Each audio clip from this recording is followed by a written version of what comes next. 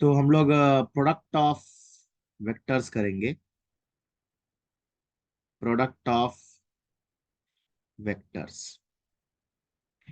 तो basically product of two vectors हम लोग करेंगे। प्रोडक्ट ऑफ टू वेक्टर्स, दो वेक्टर्स का प्रोडक्ट। तो there there are two types of products. एक होता है डॉट प्रोडक्ट और दूसरा होता है स्केलर प्रोडक्ट। तो सबसे पहला हम देखेंगे स्केलर प्रोडक्ट और डॉट प्रोडक्ट। ये फिजिक्स में कराया जाता है, और तो जो फिजिक्स करते हैं उनके लिए 11th में ही हो जाता है।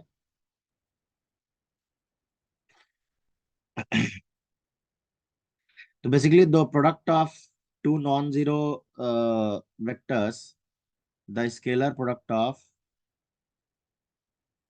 The scalar product of two non zero vectors a bar and b bar denoted by a bar dot b bar, a bar dot b bar होगा। देन और इसको हम लोग डिफाइन करते हैं, इज डिफाइंड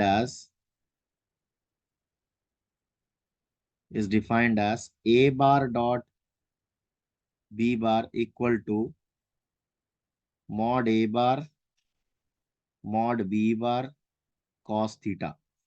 हम लोग इसे करते हैं mod A bar mod B bar cos theta, जहां पे थीटा जो एंगल होता है, where theta is the angle between A bar and B bar. इसका डायग्राम भी मैं दिखा देता हूँ। एंड थीटा की वैल्यू 0 से लेकर के पाई के बीच में रहती है। तो कुछ इस तरह से डायग्राम रहेगा। ये अपना ए बार वेक्टर होता है, ये बी बार वेक्टर होता है, और ये इनके बीच का एंगल थीटा।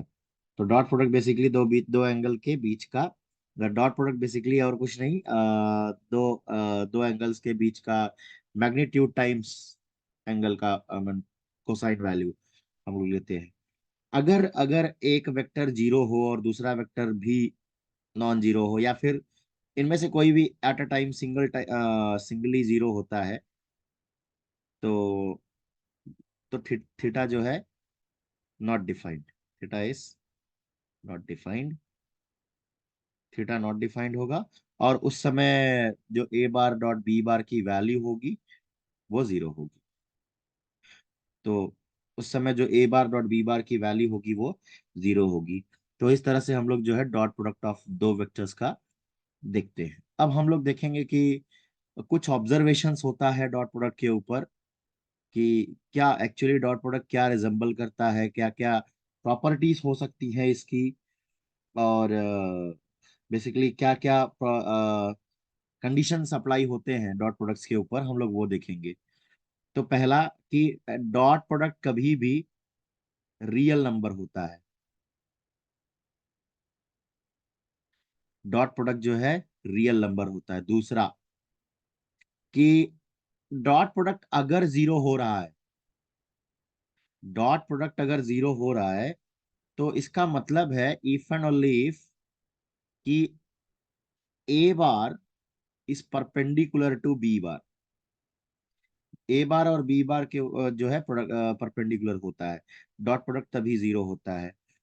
अगर थीटा जीरो है, अगर थीटा अगर जीरो है, तो A bar dot B bar की value mod A bar into mod B बार होगी। Mod A bar into mod B bar. तो अगर मैं पर्टिकुलर ए बी बार को ए बार ही ले लूं, ए बार डॉट ए बार, ठीक, और कुछ नहीं बल्कि मॉड ऑफ ए बार का स्क्वायर हो जाएगा। मॉड ऑफ ए बार का स्क्वायर हो जाएगा। और इन दैट केस थीटा जो है 0 डिग्री ही लेके चलते हैं। अगर थीटा पाई है, अगर थीटा की वैल्यू पाई है, तो A bar dot B bar की जो वैल्यू होगी वो ए बार डॉट माइनस ए बार बी बार का मैग्नीट्यूड के बराबर होगा। तो इस तरह से हम लोग जो थीटा की वैल्यू अगर पाई होगी, लीनियरली हम देखते हैं। और यूनिट वेक्टर्स के बारे में अगर देखा जाए, यूनिट वेक्टर्स बारे में देखा जाए, for I cap, J cap, के कैप, इनके बारे में देखा जाए तो I dot I, J dot J, के डॉट के, ये वन होंगे। और बाकी I dot J, I dot के और के डॉट जे या जे डॉट के, ये जीरो होंगे, क्योंकि ये आपस में परपेंडिकुलर होते हैं इसलिए। कभी भी दो वेक्टर्स के बीच में अगर हमें एंगल निकालना है, so the angle between the angle between the angle between two non zero vectors a bar and b bar is given by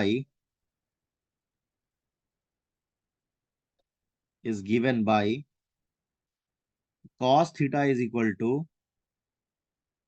a bar dot b bar upon magnitude of a bar b bar, then theta की value होगी cos inverse of a bar dot b bar upon magnitude of a bar, magnitude of b bar।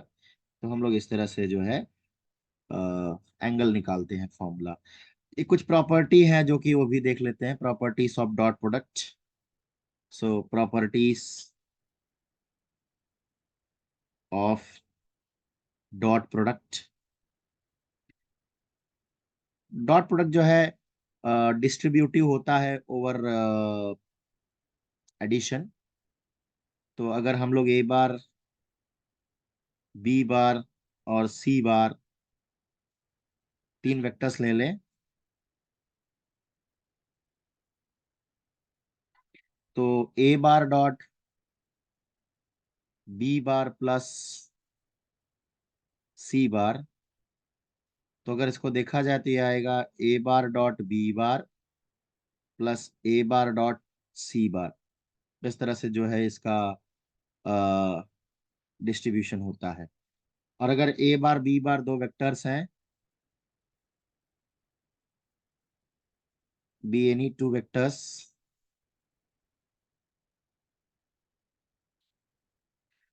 And lambda कोई scalar ले लें, lambda be any scalar, तो lambda times a bar dot product with B bar is equal to lambda times a bar dot B bar is equal to a bar times lambda b bar. ये satisfy होता है। तो इस तरह से देखा जाता है। अब हम अगर कंपोनेंट वाइज की बात करें कि अगर ए बार जो है x1i प्लस y1j z1k और बी बार की value x2i plus y2j z2k, अगर ये हो, तो हमें अगर ए बार डॉट बी बार पूछा जाएगा तो हम बेसिकली ये मल्टीप्लीकेशन ही करेंगे, लाइक जैसे ब्रैकेट का मल्टीप्लीकेशन होता है वैसे ही करना होगा। z1k dot with x2 plus y2j z2k।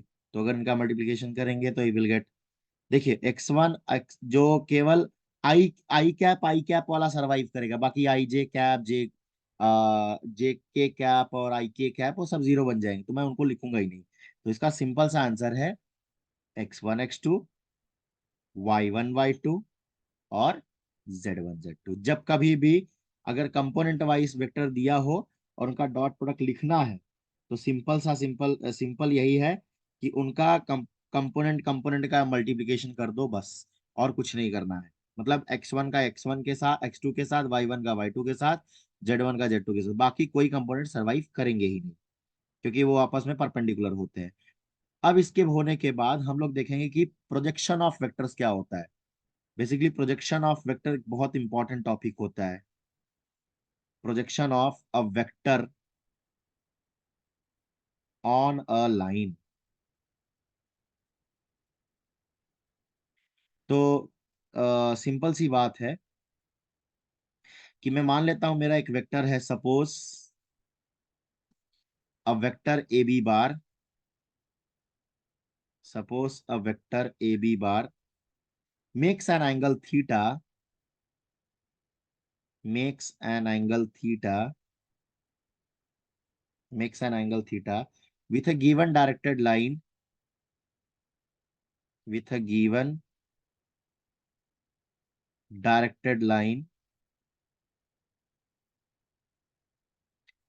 L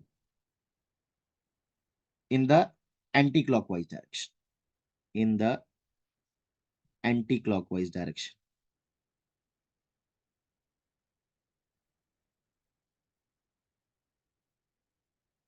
मान लेते हैं एंटी क्लॉकवाइज डायरेक्शन में। तो जैसे कि इस तरह से ये एंगल, लाइक एक मेरा एक लाइन एल है, ये लाइन एल है, और उस पे एक वेक्टर है जो कि ए बी बार, मैं कहता हूँ ए बी बार इस तरह से कुछ होगा, ये ए बार एंड बी बार। तो ए बी बार जो ए बी बार जो वेक्टर है, ये इस तरह से एंटी क्लॉकवाइज डायरेक्शन का एंगल बना रहा है theta. Anti clockwise angle direction बना रहा है थीटा। तो then the projection of A B bar, इसको हमें प्रोजेक्ट कराना है। प्रोजेक्ट कराएंगे तो क्या होगा, ये इसका इमेज, बेसिकली हम इसका प्रोजेक्शन का मतलब क्या होता है, इमेज, इमेज देखेंगे इसका इसके ऊपर। तो मान लीजिए ये वेक्टर का वैल्यू ए बार है, तो इसका कुछ इमेज पी बार होगा, तो हमें पी बार का बेसिकली वैल्यू निकालना है। तो पी बार की वैल्यू देखेंगे, वही वही हमारा आंसर होगा। तो then the projection of then the projection of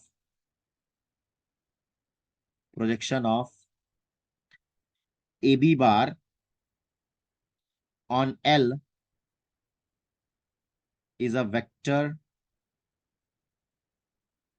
p bar, is a vector p bar with magnitude, with magnitude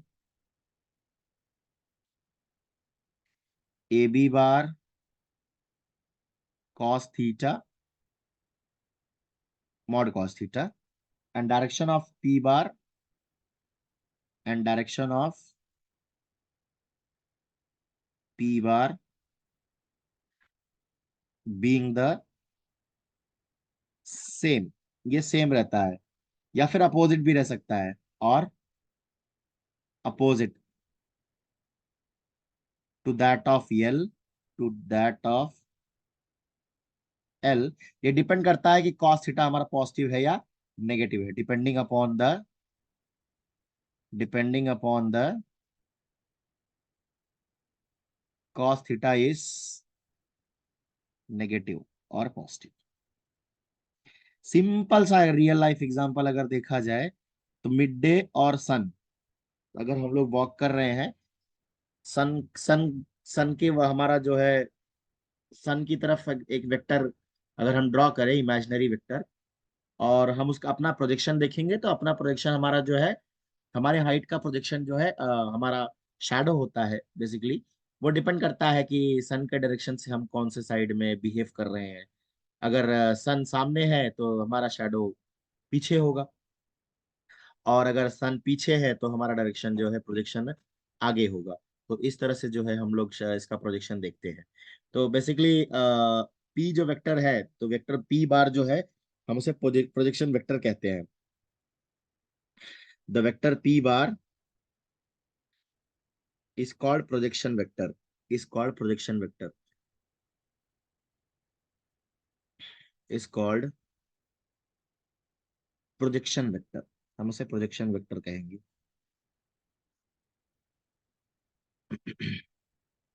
projection vector कहेंगे।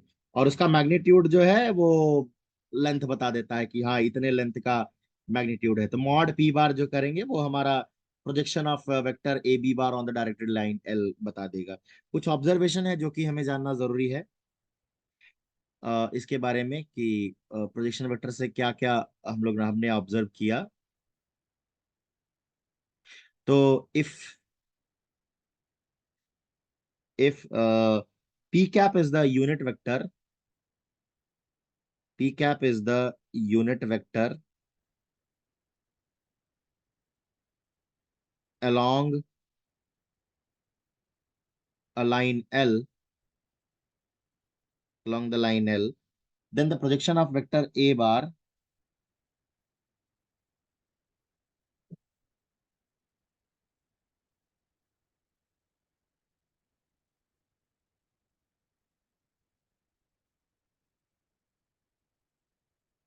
on the line L is a bar dot p cap। अब अगर इसको देखा जाए तो A bar dot P upon mod P bar, ये P cap की value होती है। तो A bar dot P cap. दूसरा, अगर projection of vector A bar जो होता है, ये मेन फॉर्मूला होगा जो मैं अभी लिखने जा रहा हूँ। Projection of vector A bar on the other vector B bar, दूसरे वेक्टर बी बार में, इस given by A bar dot B cap. Mean that is, इसका मतलब, और A bar dot product with B bar upon magnitude of B bar, या फिर A bar dot B bar upon magnitude of B bar. तो similarly अगर मैं क्या बोलते हैं कि अ, अगर बी बार का ए बार पे अगर प्रोजेक्शन देखना हो, ये फॉर्मूला चेंज हो जाता है। अगर थीटा दोनों के बीच में जीरो है, if theta equal to zero, then the projection vector of then projection vector of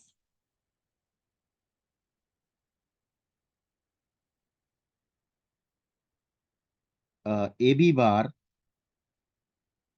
will be A B bar itself. अगर थीटा जीरो है तो projection vector of A B bar will be A B bar same.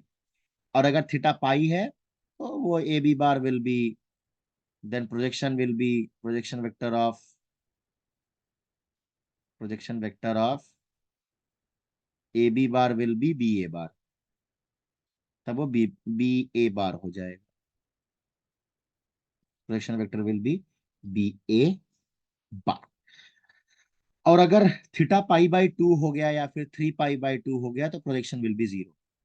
तो theta is pi by two और three pi by two, तो projection is zero. Projection directly zero होगा क्योंकि cos की value zero हो जाती है। तो क्योंकि अब कोई भी स्टैंड अगर कोई भी अगर वेक्टर जो है परपेंडिकुलर हो किसी के ऊपर, तो उसका डॉट प्रोडक्ट जीरो होता है दूसरे वेक्टर के ऊपर। तो इसलिए जो है उसका क्या कहते हैं कि प्रोजेक्शन जो है जीरो, राइट।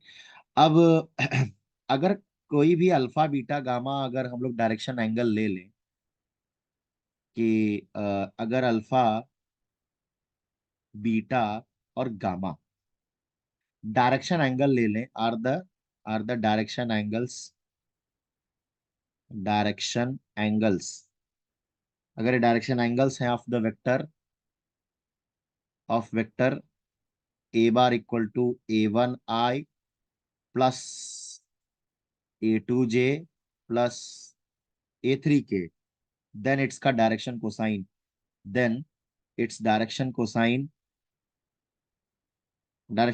मतलब DCS. Direction cosine is given by, इसके डायरेक्शन कोसाइन जो होंगे डायरेक्टली लिखा जाएगा, cos alpha is first component upon whole vector A बार का magnitude, cos beta will be second component upon whole vector का मैग्नीट्यूड, और cos gamma will be third component का upon magnitude of the whole component. तो कोई भी vector जो है, कोई भी वेक्टर जो है उसके डायरेक्शन कोसाइन के भी टर्म में लिखा जा सकता है। एक cos alpha I, cos beta J, and cos gamma की। हम लोग किसी भी वेक्टर को अगर यूनिट वेक्टर है बेसिकली, अगर एक यूनिट वेक्टर है, ए बार अगर एक यूनिट वेक्टर है तो उसके डायरेक्शन कोसाइन के टर्म में लिखा जा सकता है। फिर से मैं बता रहा हूं कि अगर कोई यूनिट वेक्टर है, if a bar is unit vector, if a bar is unit vector, then ये जो ए बार है वो cos alpha i plus cos beta j cos gamma k, ये इस तरह से लिखा जा सकता है। कोई भी वेक्टर, इसको लिखने के लिए अगर कोई वेक्टर को लिखना है तो हमें पहले उसको यूनिट वेक्टर बनाना पड़ेगा। नहीं तो जनरली कोई भी वेक्टर उसके डायरेक्शन रेशियो के टर्म में लिखा जाता है, ना कि डायरेक्शन कोसाइन के। मैं फिर से रिपीट कर रहा हूँ, कोई भी वेक्टर डायरेक्शन रेशियो के टर्म में लिखा जाता है, डायरेक्शन कोसाइन के नहीं। ओके।